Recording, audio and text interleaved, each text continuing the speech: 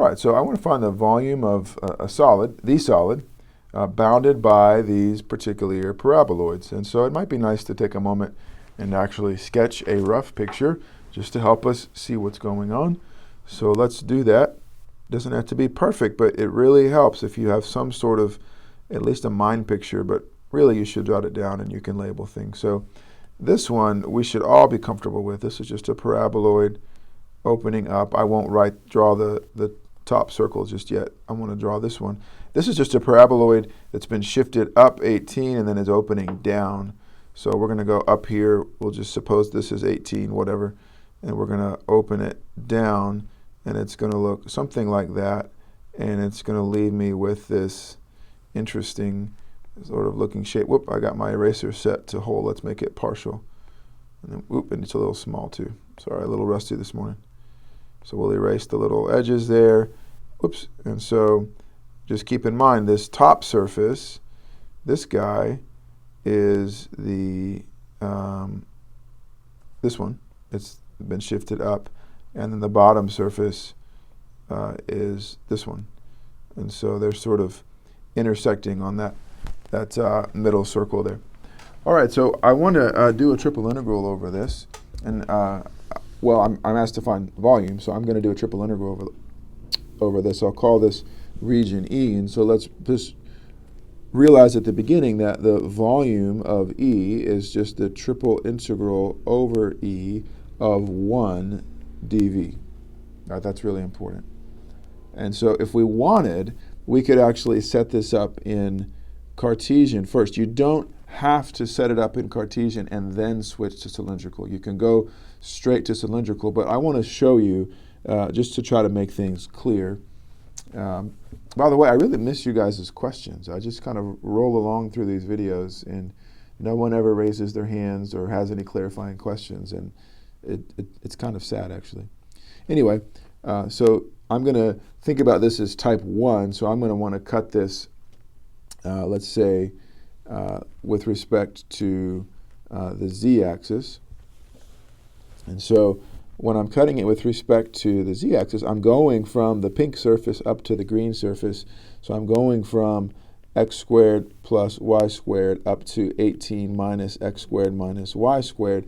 And then I'd have to think about the actual projection. So this is going to be, a dz. And then I don't want to fill in the other two. I'm just going to put a dA. But I want you to realize that I would have to find the projection here. I would have to figure out what region are these two things sitting over. To find, let's call that projection R. So this is the double integral over R. To figure out what that is, I would have to set the two surfaces equal to each other. And I would get x squared plus y squared equals 18 minus x squared minus y squared. So pull this over. Now you've got 2 times x squared plus y squared. Divide by 2 and you get x squared plus y squared equals 9. And so that's great. I now know that this region R, I can actually write down precisely. It's just the circle of radius 3. Oop, let's line that up. Circle of radius 3 centered at the origin.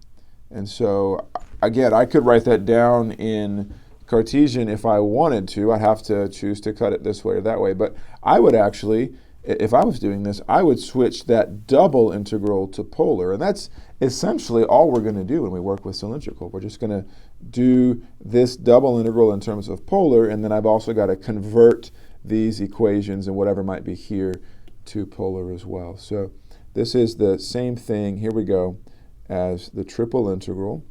All right, now you could cut this part out and go directly to here. Okay, the bottom surface, z equals x squared plus y squared, is just z equals r squared. Okay, the top surface is 18 minus r squared. I'm going to have a 1 r dz dr d theta, so nothing has changed there.